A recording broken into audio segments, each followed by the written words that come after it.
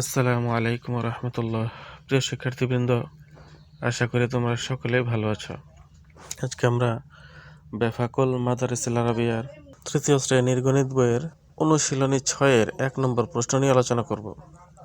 প্রশ্নটি হচ্ছে, একটি ঝুড়িতে 45টি আম আছে, এরূপ 12টি ঝুড়িতে কতটি আম আছে? সমাধান: একটি ঝুড়িতে আম আছে 45টি। একটি ঝুড়িতে আম আছে 45টি। এই লাইনটুকু আমরা কোথা থেকে পেয়েছি? এটা হচ্ছে এই যে প্রশ্নের এখান থেকে। একটি ঝুড়িতে 45টি আম আছে, এখান থেকে আমরা এটা লিখে দিয়েছি। তারপর নিচে, সুতরাং 12 গুণ 12 কোথায় পেলাম? 12 এই যে প্রশ্নের মধ্যে দেয়া আছে। 12টি ঝুড়িতে কতটি আম আছে? 12টি।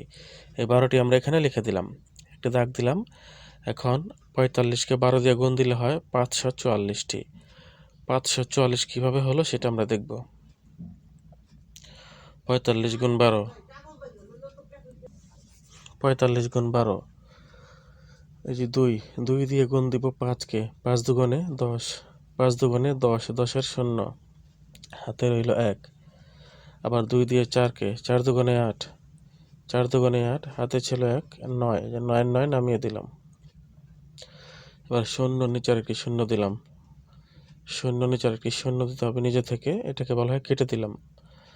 তারপর এই যে 1 রয়েছে, 1, এই 1 দিয়ে 5কে গুণ, 5 একে 5, 5 9 নিচে লিখে দিলাম। তারপর 1 দিয়ে 4কে গুণ, এই যে 1 দিয়ে 4কে গুণ, 4 একে 4, এই 4 আমরা এই যে 5-এর বাম পাশে লিখে দিলাম, একটি দাগ দিলাম। এখন আমরা যোগ করব।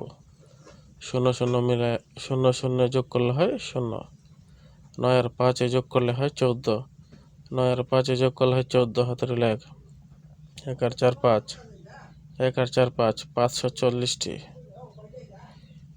উত্তর হচ্ছে 540টি। প্রশ্ন 2, কোন শ্রেণীতে 50 জন ছাত্র আছে? প্রতি তেপায়াতে 5 জন ছাত্র বসলে ওই শ্রেণীর জন্য কতটি তেপায়া প্রয়োজন? সমাধান: 5 জন ছাত্র বসে একটি তেপায়াতে, 5 জন ছাত্র বসে একটি তেপায়াতে। এই লাইনটুকু আমরা কোথায় পেলাম? এই যেখানে লেখা আছে, প্রতিটি তেপায়াতে 5 জন ছাত্র বসলে, তার মানে হচ্ছে একটি তেপায়াতে 5 জন বসে।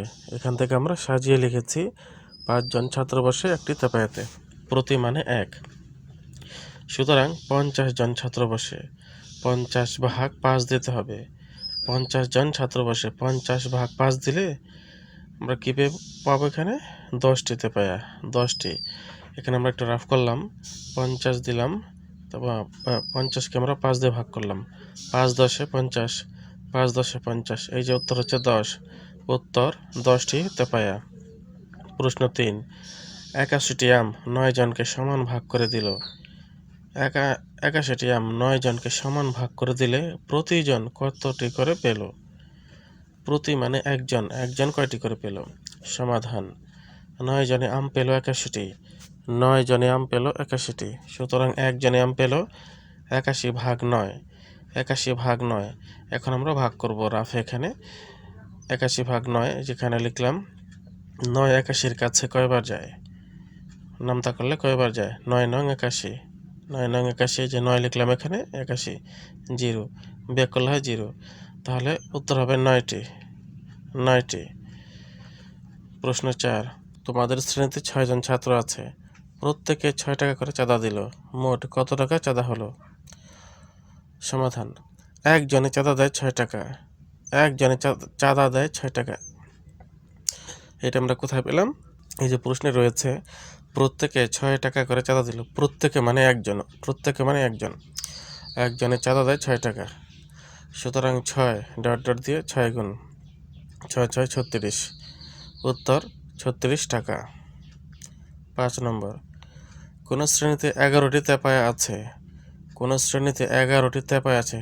তেপায়া মানে যে বসে যে বাচ্চারা বই রাখে, টেবিল, সেটাই, টুল বা টেবিল। 11টি তেপায়া আছে, 7টি তেপায়াতে 4 জন করে, বাকি 4টিতে 5 জন করে ছাত্র বসতে পারে। তেপায়াতে 11টি তেপায়াতে মোট কতজন ছাত্র বসতে পারবে? সমাধান: 7টি তেপায়াতে 4 জন করে বসে, 7টি তেপায়াতে 4 জন করে, তাহলে 4 7 28, 4 7 28 জন। আর 4টিতে পায়াতে 5 জন করে, 4টিতে পায়াতে 5 জন করে, 4 5 20। এই যে 60টিতে পাইতে 4 জন করে, এটা আমরা কোথায় পেলাম? এই যে প্রশ্ন লেখা আছে 60টিতে পাইতে 4 জন করে, এটা লিখলাম, এটাকে আমরা গুণ দিয়ে দিলাম 4 7 28। আর 4টিতে 5 জন করে, এই যে প্রশ্ন লেখা আছে 4টিতে 5 জন করে, এখানে লিখলাম, তারপর গুণ দিলাম 4 5 20, এখানে লিখলাম। এবার দাগ দিয়ে যোগ করব, 8 আর 0 যোগ করলে হয় 8, 2 আর 2 যোগ করলে হয় 4। তাহলে কত হলো? 48 জন, মোট হবে 48 জন, উত্তর 48 জন।